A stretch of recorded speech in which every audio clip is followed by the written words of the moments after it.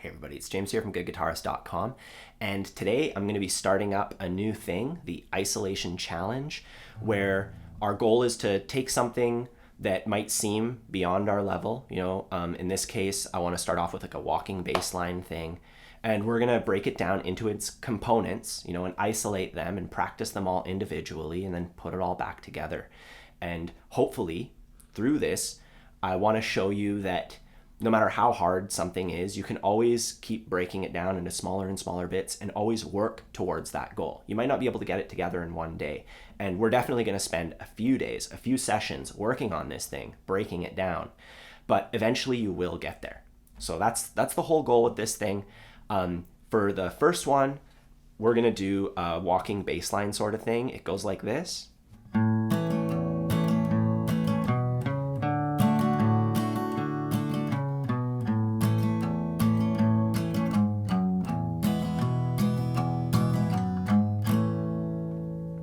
And to learn that, we're going to break it down into a few things. My goal for today's session is to just get the groundwork, the chord shapes, and the strumming.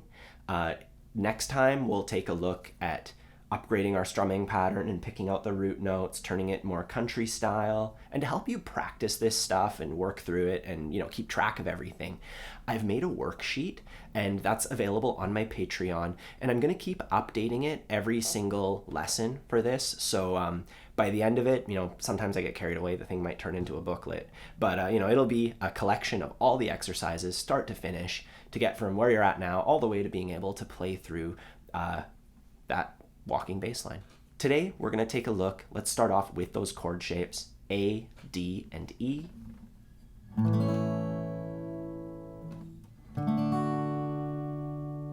Back to A, and then E.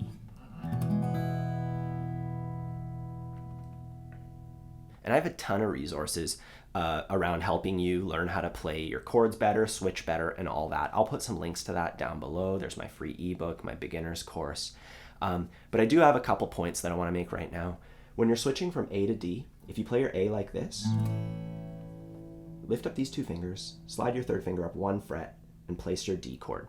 That way, you have like a reference point as you're switching, so you don't have to look, and you can kind of just feel the switch. And, to go back to A, same thing. You just lift those two fingers, slide that one back. You got your A chord. And then when you're switching from A to E, I like to lift my fingers a little bit and get this finger down first, and then pop those two fingers down. So I kind of have like an order of operations. I lift a little bit, index, and then those guys. And these two fingers right here, they're already right beside each other, so leave them beside each other as you switch. And then back to our A chord, just reverse the steps. So on E, we just pop those two fingers down, bam. And don't forget to nudge your fingers back up, get your chords nice and clear. So that's the first thing I want you to do. Just play through the chord shapes, downstrokes only, 3, 4, 1, 2, 3, 4, back to A, and then E. One more time. A, 2, 3, 4, D, 2, 3, 4, A, and then E.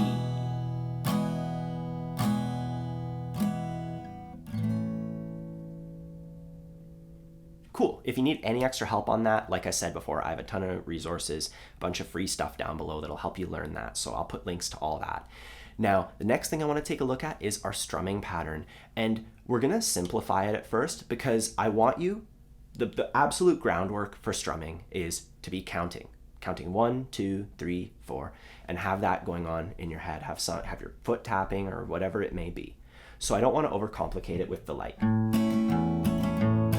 with that stuff yet. We're just going to go down, down, up, down, down, up. So we have two types of motions. There's a plain downstroke, and then there's a down, up. On beat 1, we have a down. Beat 2, we have a down, up, down, down, up. It's pretty straightforward so far as understanding it. Now, when it comes to actually playing this thing, I want you, first of all, to just mute your strings and do this. You know, we're just calibrating our strumming arm here with the counting. Let's count along. 1, 2, 3, 4. So we're counting on the downstrokes. 2, 3, 4. Let's go a bit slower. 1, 2, 3, 4. 1, 2, 3, 4. 1, 2, 3, 4. 1, 2, 3, 4.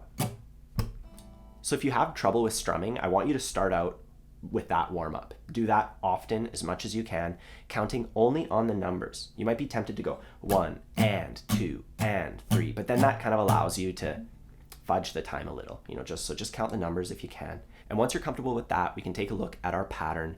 First, by saying it, by just, as we move our arm like this, just say down, down, up, down, down, up. I know that's not what our arm is doing, but it's what we're saying.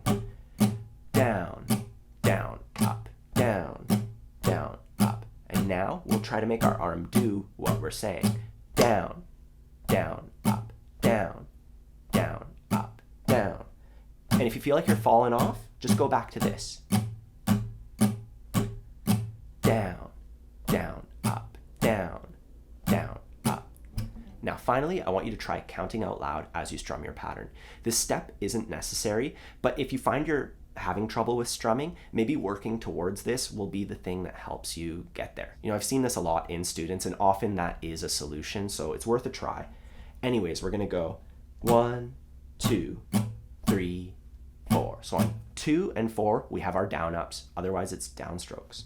1, 2, 3, 4. 1, 2, 3.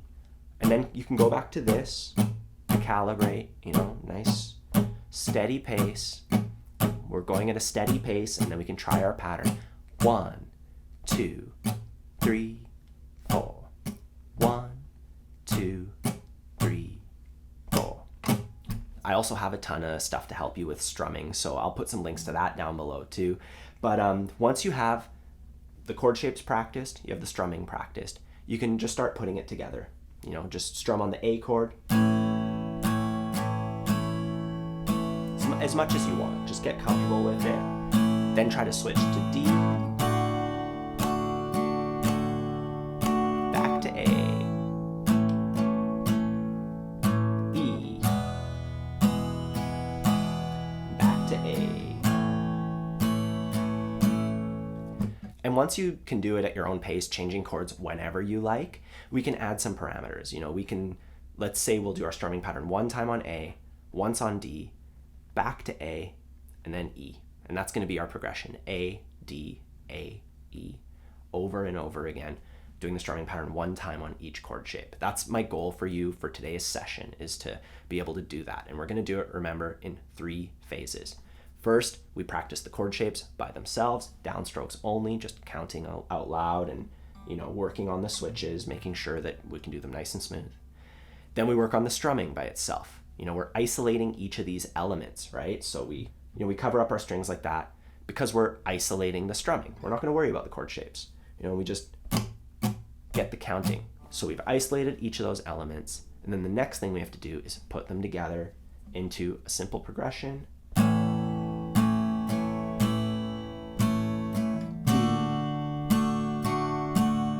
Back to A.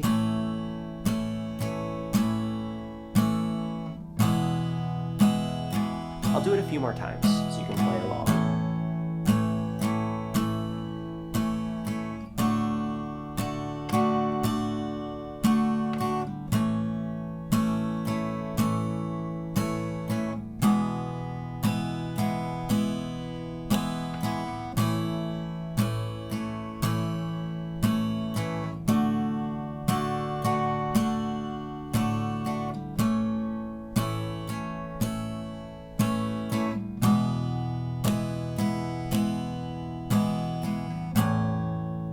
All right, so today we are just laying out the groundwork, just getting the chords and the strumming at the most basic level, focusing on counting, clean chord switching. Once again, I have that worksheet on Patreon if you need help with all the steps that we do in this video, and just, work through them. Spend some time on each one, focus on the things that are giving you the most trouble, but don't forget to also have some fun with it. Just isolate each of those skills and take your time with them, and that's going to be the key to eventually being able to play the whole thing.